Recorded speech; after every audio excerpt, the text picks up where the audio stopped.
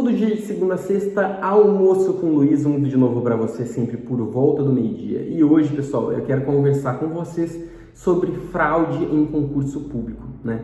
E vou falar especificamente aqui do caso da PM de Alagoas, tá certo? Eu vou falar como que são os procedimentos das grandes bancas visando a segurança da prova, né? Como que acontece e o que especulando aqui, né? O que pode ter acontecido nesse caso aqui da PM de Alagoas, né? Isso está em investigação.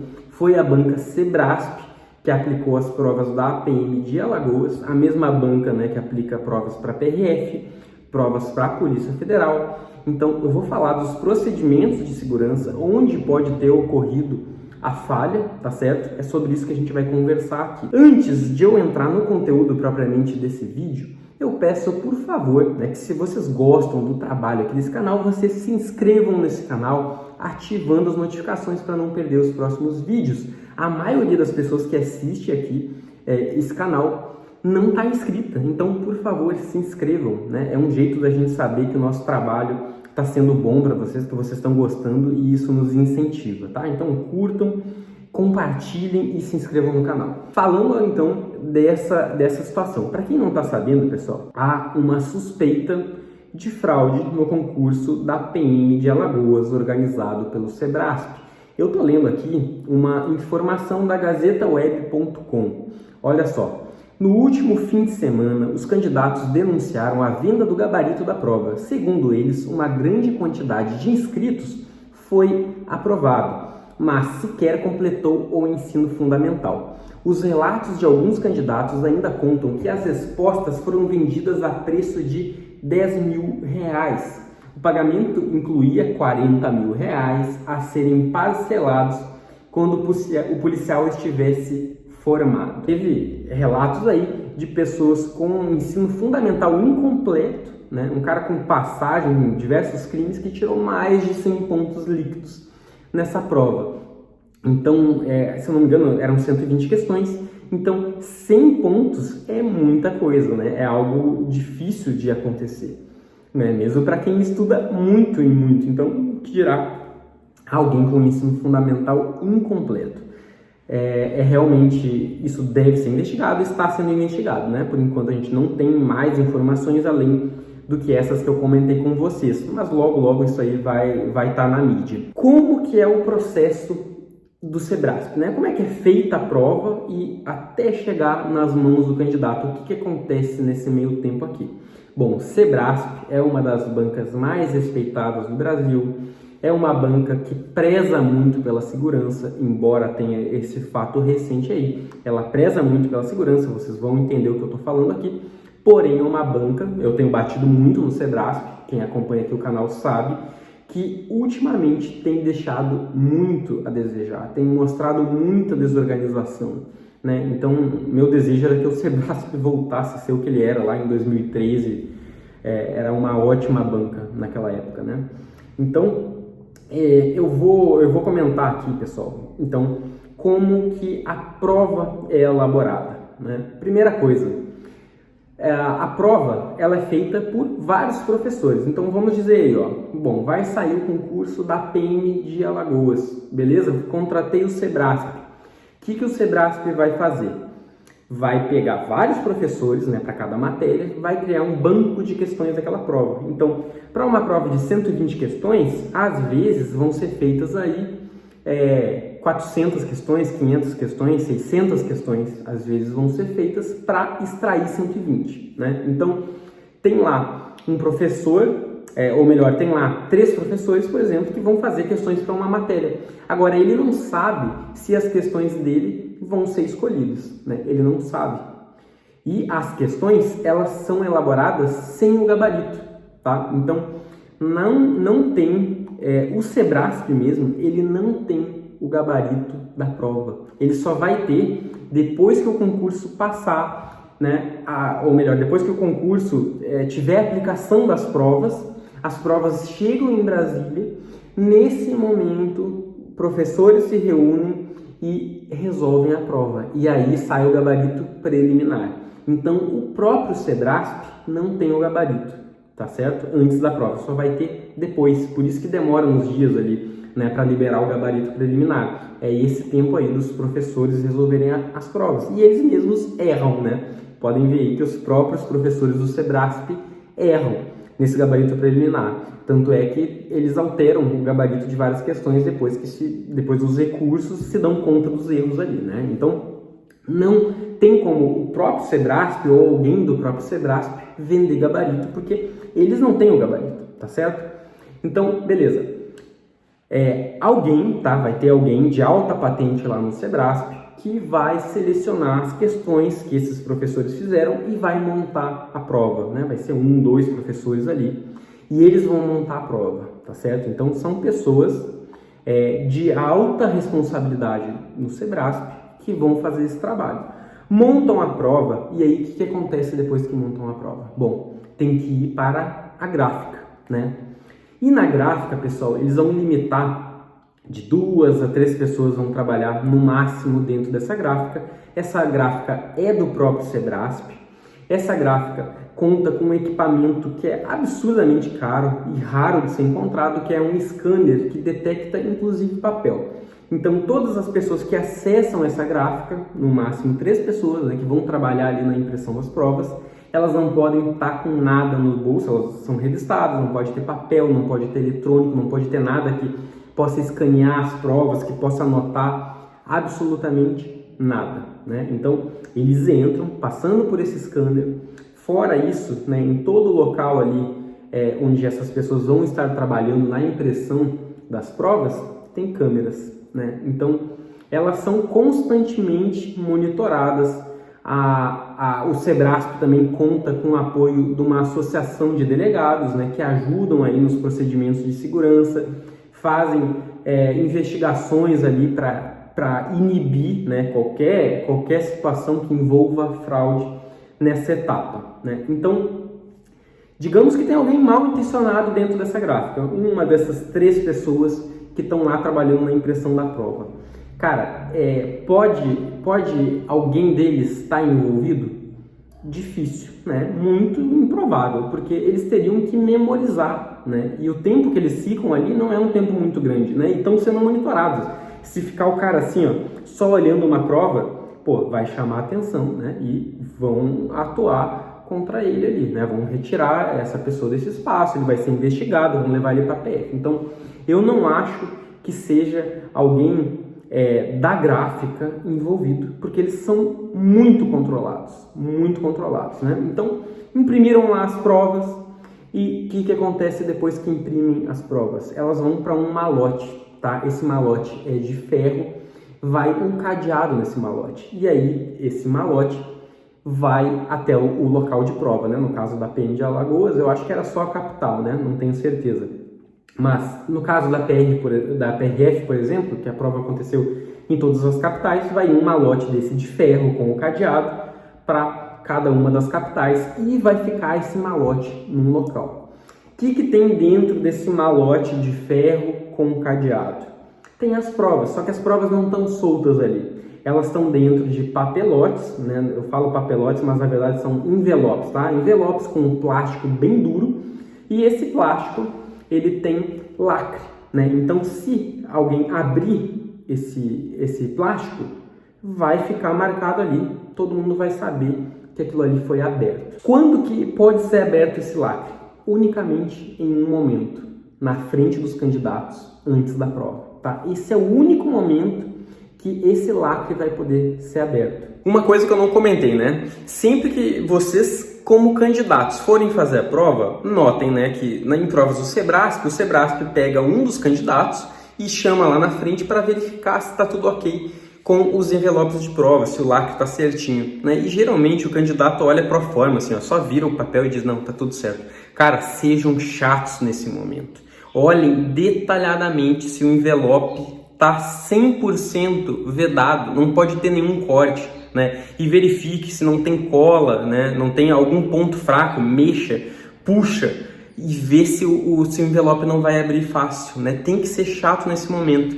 Se você não foi selecionado, mas vê que o cara que foi selecionado para verificar os envelopes não está fazendo tudo certinho, pergunta, olha, posso verificar também, porque ele olhou aí de um jeito muito superficial, queria dar uma olhada mais detalhada, tá? Façam isso, sejam chatos nesse momento. Vamos recordar aqui, teve a impressão das provas, foram colocados nos malotes de ferro, esses malotes de ferro foram para cidades onde as provas vão ser aplicadas.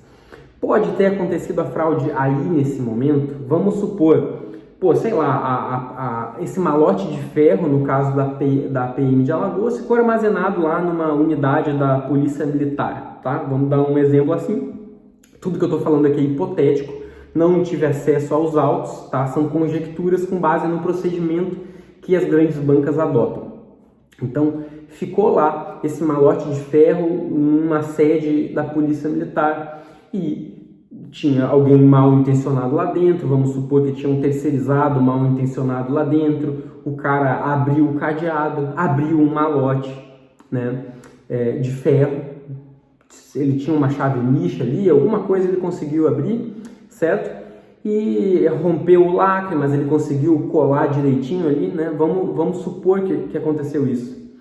Aí sim, se ele fez um trabalho bem direitinho e ninguém notou, né? Ele teve lá, não ficou sendo fiscalizado ali, teve bastante tempo e tal. Pô, isso para mim é mais crível de ter acontecido, tá? Algo assim, que alguém conseguiu abrir um malote de ferro, abriu o cadeado, abriu os plásticos e conseguiu depois, né? Tirou a prova, tirou fotos da prova, depois conseguiu colar direitinho ali e ninguém notou, tá? Pode ter acontecido isso, né? A gente não sabe. Vazou a prova, aí o que a quadrilha faz, né? Já aconteceu em provas da OAB organizada pelo Sebrasp, tá? Isso que eu tô falando aqui para vocês já aconteceu, né? Foi assim, na época não se usava malotes de ferro, tá? Eram malotes de papel, mas tinha um lacre ali. E em provas da OAB, a prova ficou armazenada lá num galpão lá de um órgão público. Um servidor desse órgão público violou o malote, abriu os envelopes, pegou uma prova e vendeu para uma quadrilha, né? Ele estava envolvido na quadrilha. E aí venderam para os candidatos os gabaritos, né? Mandam a prova para um professor ou vários professores, eles resolvem, dão o gabarito deles ali e aí depois eles vendem esses gabaritos, tá? E o cara vai para a prova tendo memorizado, ou anota num papelzinho, anota na pele dele, de um jeito que os fiscais não consigam enxergar. Enfim, né? Eles dão um jeito aí, a polícia vai investigar e vai dizer exatamente como que aconteceu, se de fato aconteceu na PM de Alagoas. Isso é o que já aconteceu outras vezes com o Sebrasp, né? Violação do malote. Tá mais difícil de violar o malote dessa vez, mas a gente não sabe se algo assim não aconteceu.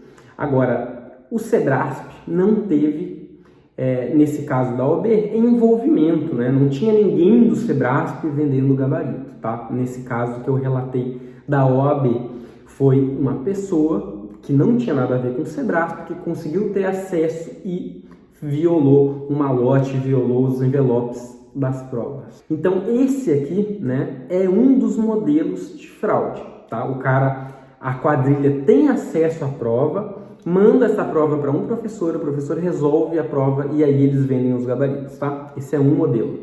O outro modelo é um modelo que não tem violação das provas, tá? Ninguém viola o malote, ninguém viola o envelope, mas a quadrilha vai lá e contrata um cara que manja muito daquele conteúdo. O cara é um gênio, o cara é muito bom, né? E contratam esta pessoa, especialista em ser aprovado em concurso público. O cara vai lá, resolve a prova rapidamente, né? Rapidamente resolve a prova e ele anota, né? Consegue anotar, sem os fiscais virem ali, ele anota as respostas num papel.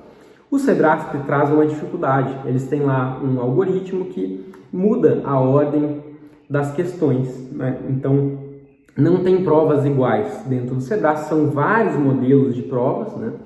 Então, eles invertem a ordem das questões. Então, não adianta o cara lá da quadrilha, esse gênio que está resolvendo, ele dizer 1 é C, 2 é E, 3 é C, não adianta, porque a ordem vai mudar. Então, o que ele faz? Ele tem que anotar o enunciado da questão e a resposta. E aí sai do local de prova, vai para algum local que tenha lá, eles usam um rádio, né? algum sistema de comunicação, e aí a quadrilha transmite para um ponto eletrônico dos candidatos. Os candidatos, hoje, a tecnologia está cada vez mais acessível, isso facilita o trabalho dos fraudadores, né? Bota um ponto eletrônico, às vezes não vai nem perceber, porque é intra-auricular, e consegue introduzir bem lá dentro do ouvido, e aí a quadrilha vai passando, né, por um sistema de rádio as respostas. Aí lê o enunciado, segundo a Constituição Federal, blá blá blá, e dá a resposta na sequência, tá? Então, pode ter acontecido isso? Pode. Essa é uma hipótese, é uma dos métodos aí utilizados pelos fraudadores mais conhecidos, o ponto eletrônico, né? Porém, se a situação foi essa, teve erro ali no procedimento, né? Não passaram o scanner corporal nos candidatos, não tiveram equipamentos ali para ver se estava tendo algum sistema de comunicação, enfim, alguma falha houve. Então, esse vídeo aqui, quem me acompanha sabe o quanto eu aponto as falhas do Sebrasp, o quanto eu venho batendo no Sebrasp. Porém, pessoal, o Sebrasp, apesar de tudo, ainda é uma das bancas que mais se preocupa com a segurança da prova. O pessoal às vezes, né, quer que mude a banca, e eu ainda não tenho opinião formada, porque isso vai depender de como que vai ser o Sebrasp nos próximos concursos aí, né? Se ele vai conseguir voltar a ser o que era ou não, né? Eu ainda não tenho opinião formada. Mas, às vezes, querer uma banca menor, uma banca pequena, uma banca que não tenha estrutura de segurança do Sebrasp, por exemplo, esse scanner corporal, um local próprio de gráfica, as fraudes vão aumentar. As fraudes vão aumentar muito. Então, a gente tem que trabalhar para que as bancas que são boas continuem sendo boas, e aquelas que eram boas e não são mais voltem a ser boas, né? E melhorem. Tem que melhorar. Cara, o Sebrasp teve um monte de erro nos últimos concursos, muitos erros, né? Erros em procedimentos de segurança, senão não teria acontecido o que aconteceu nesse concurso da PM de Alagoas. O meu palpite, pessoal, não estou falando nada aqui com base em inquérito, investigação, é o meu palpite, foi uma falha de segurança na aplicação da prova, né? Para mim, foram pessoas aí com ponto eletrônico. Eu acho que isso é o mais plausível, mas a gente vai esperar aí o resultado das investigações para ter certeza. Aqui são só especulações em relação a isso. Talvez no andamento aí dessas investigações da PM de Alagoas, a gente tenha alguma notícia se essa mesma quadrilha também atuou no concurso da PRF, né? A gente vai saber isso, são capítulos aí para o futuro, né? E uma coisa interessante, né? Suspeito não, né? Porque ele foi condenado, inclusive, teve preso. Teve um cidadão aí que foi morto, né? Nos últimos dias aí, acho que foi no final de semana, né? Ele foi morto, foi baleado, né? Ele foi preso já pela Polícia Federal. Ele fazia parte de uma das maiores quadrilhas fraudadoras de concurso público no Brasil. Ele teve preso, já estava solto, e aí 2 motociclistas, né, ou melhor, um motociclista e outro na garupa ali, mataram ele, né?